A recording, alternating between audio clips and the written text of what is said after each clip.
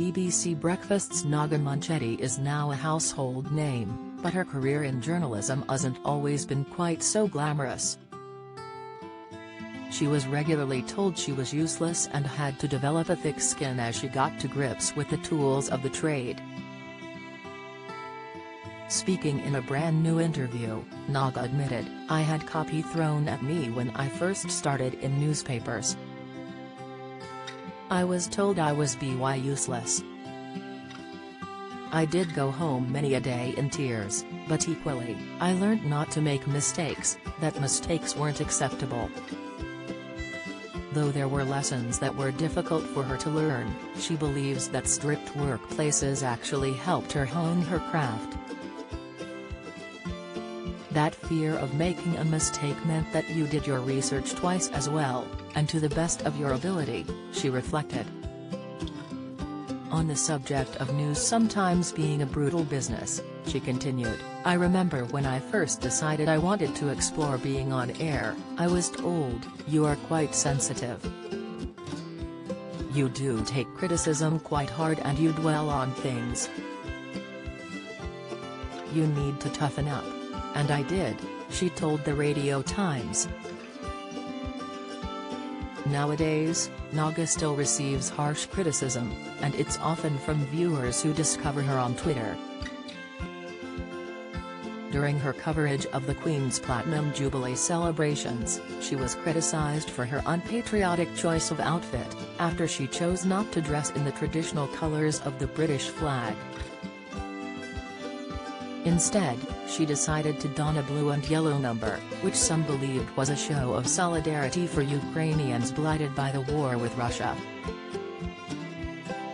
However, some took to Twitter to exclaim that they hated her with a passion and called for the government to defund the BBC. Was the flag mocking FTV Naga 01 wearing EU colours to our Queen's Jubilee celebrations today? At @silentmate5649515 quizzed at the time. The tweeter added, "Why is this Union flag-hating woman even there? The Queen deserves better." Naga was also forced to apologize on another occasion this summer after accidentally announcing that it was a different day than it really was, sparking alarm among viewers of the show. She has sometimes found herself in hot water after being unafraid to voice her political views too, causing upset among those who believe she should take a position of neutrality when representing the BBC. "I liked tweets today that were offensive in nature about the use of the British flag as a backdrop in a government interview this morning," she wrote back in March 2021. "I have since removed these likes. This do not represent the views of me or the BBC." Sick, she wrote, adding, "I apologize for any offense taken." In spite of beliefs that Naga was anti-British due to her attitudes towards the flag, she has also received plenty of support from regular viewers. Meanwhile, the breakfast show host believes she's known from an early age that presenting is the right career for her. Naga, whose first alarm out of an array of 6 chimes at 3:45 a.m. each morning, also admitted that she was an avid viewer of BBC shows herself growing up.